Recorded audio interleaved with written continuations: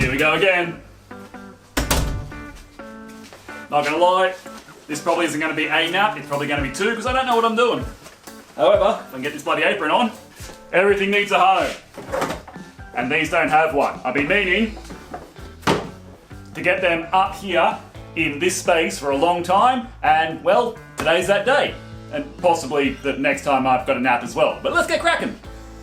This is my Forstner bit, looking very dusty from Carbotech, and it is of course for the drill press most of the time. I've got plenty of scrap and pallet wood, so we're going to be tearing through the junk that is lying around down here, and I want it up into this space right here. That's the plan. Just going to sketch it up really quick, measure out, cut it out, and see what we can do. Make it match Pretty Workshop blue. Okay, this will be fortuitous. Taking a look at all my bits, I've worked out that I've got some 10mm and some 8mm shafts, so only two different holes, and currently that is just over 300 wide, which is convenient because that's 600, and so is my space. I love workshop organisation. Not going to be complex, but should be useful. Alrighty, Dainsy, for your challenge, the first thing we're doing is jumping back in time, because I started this project so long ago that I forgot I actually filmed busting apart this pallet for you.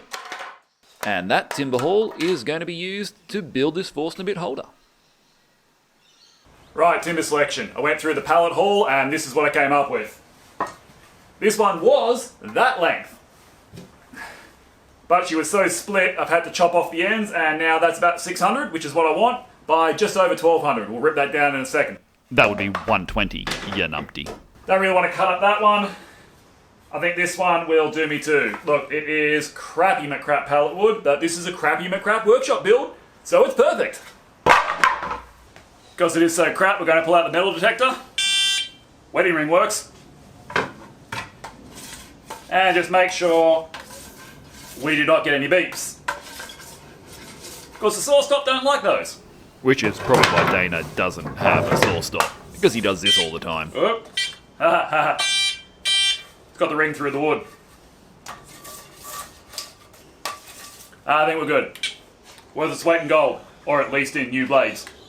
Rolling, rolling, rolling. Keep the saw stop rolling. New dust extraction is going rawhide. So you might have noticed that there haven't been many woodwork projects from Fixit Fingers lately, and the short answer is because I became a dad. The longer answer is because I became a dad, and we might talk about that a little bit later. But in this video, while I'm building a box, let's face it people, it's a box with some holes in it to hold some drill bits. It's not the most exciting piece of woodworking engineering that you are going to watch on YouTube today. But I still think it's a really important project. Because if you couldn't tell, I am bloody well enjoying myself. I only get a couple of hours at a time in the workshop since the birth of my daughter, and ad hoc, crappy little organisational projects like these are just perfect for using up that time efficiently. So while you probably don't need help in building a box to store your drill bits, take this away. Have fun in your shops, lads. It's your happy place, and make it that way. It's all good to be a family man, but sometimes you need some time for yourself. Let's crack on.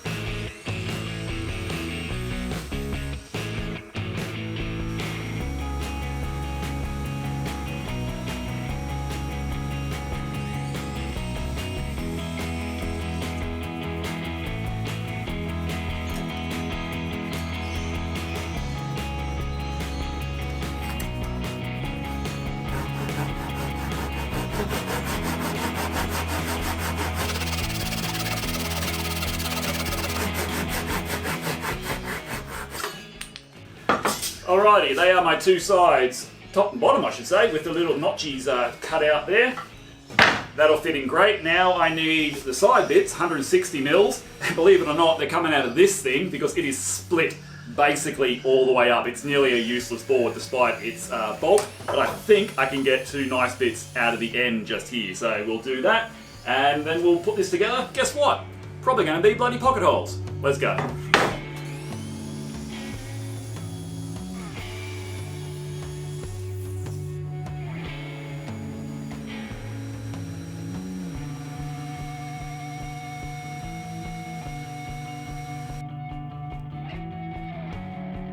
So yeah, that was pretty badly split, but luckily not quite all the way through, and a bit of glue and clamps overnight fixed it up strong enough for this project anyway.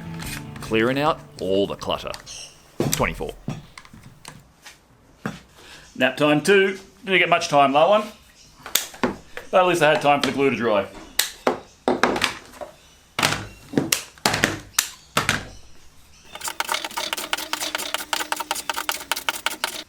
Much better.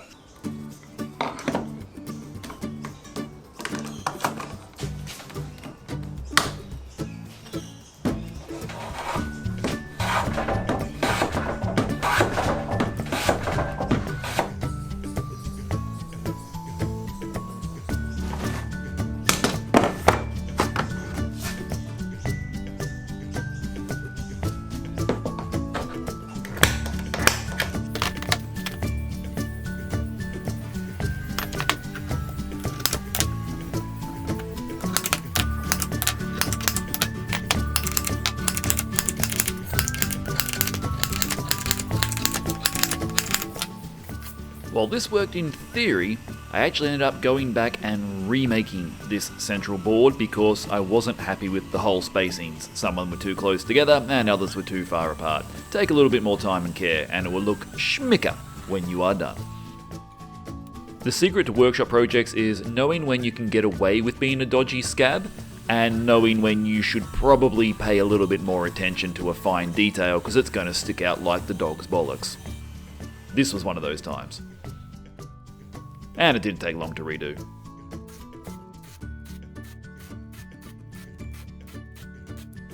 Make sure they go in the back.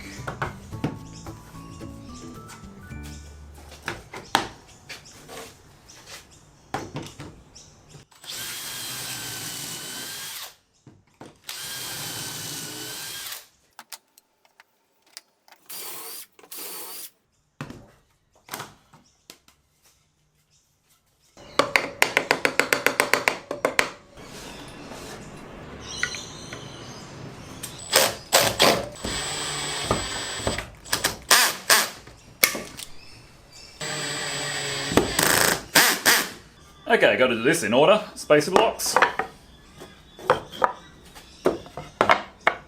Pocket holes hidden under there before we put the bottom on. Yeah, kind of like that. Should give me more than enough space. In fact, probably should be a little bit too much space. That when the big bits go in, I've got, a hand grip here so I can pull them out without them smashing the top easily.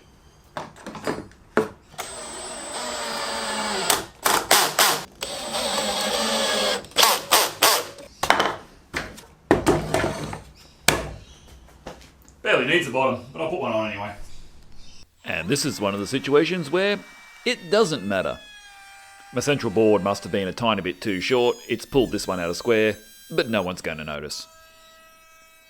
And of course, because I have a little bit of a corner there, I'm making life 10 times more difficult for myself than it needs to be, but that gives me an excuse to break out some hand tools and have a bit of a hack away at this pine. It was a lot of work extending this rebate for 5 centimeters of corner, but it was fun.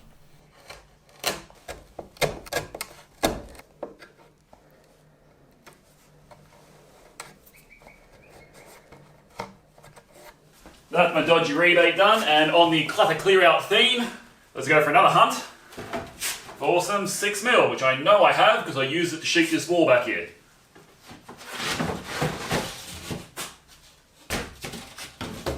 That'll do. Now, for me, doing these sorts of scrap wood and clutter clear out challenges, I always feel like I'm kind of taking the piss because 90% of the work I do is using material which would fall into those categories anyway. While woodworking can be an expensive hobby, honestly, I just pick this stuff up from all over the shop. When you're walking home shopping and you find 6mm marine plywood on the side of the road, dodging cars, it's a good day. And you have a better day because then you find a full-length piece. Fuck yeah. Pallets, plywood, yeah, it can be hard to find sometimes, and you can never try to get the right stuff, but you can always hack it into pieces and make it fit the work you want to do. Especially for your workshop projects, no one gives a stuff what it looks like at the end of the day. You make it as ugly or pretty as you want to. And of course, you can also make the projects as simple as complex, like me over-engineering an angle rebated piece of junk at the back here, which could probably have just been a square box. But now, it's bespoke. Until I move workshops and it just looks kind of weird.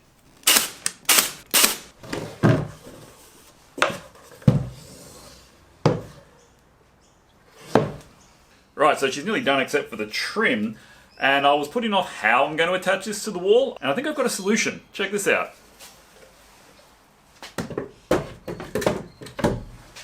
So my cutaway, it fits in there, and I can be flush up against that, and this is on a cleat, which means I can just shift it this way, and I should be able to screw it in to this side and that side. It's not taken that much weight. I think that'll be perfectly fine. Nice, let's give it a go.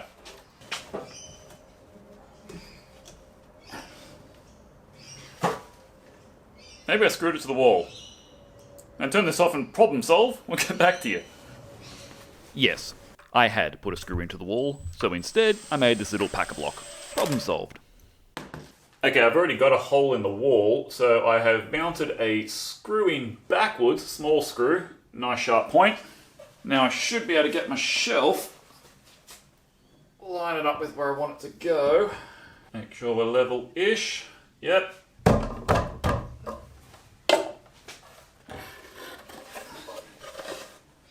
And that has left a mark in the back that I can drill through, and hopefully it'll line up with that hole. Let's see.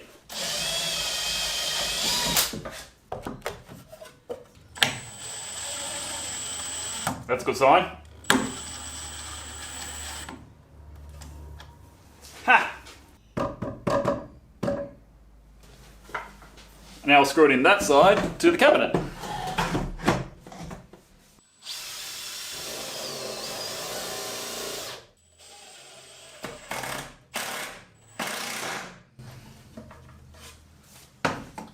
Pop another one in, but I reckon that's nearly strong enough. And here is a nap time woodworking tip for all of you sleepy dads. Yeah, don't try to do extra coats of paint late at night when you're not wearing your workshop clothes. I need more sleep. It won't end well. Hashtag dad life. Off camera, we got another piece of clutter clear out scrap, and we turned it into this lovely piece of trim, which is completely unnecessary, but I like to tie everything together. Workshop glue makes it all blend in. Right, so there's only one little issue I want to fix, and it's this. Those three sit low, and I think it just looks a bit stupid. So, a very, very scrappy, cruddy piece of block. And if I can stick it down there, that'll look a little bit nicer. But it'll do. It's workshop furniture. And because I don't want that to be seen, let's just cut a piece to fit in here. Here's one I prepared earlier.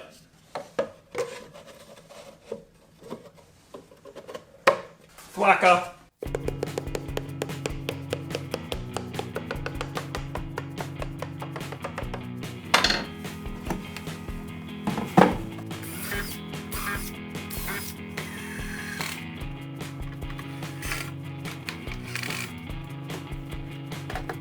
There we go. I like that a lot better.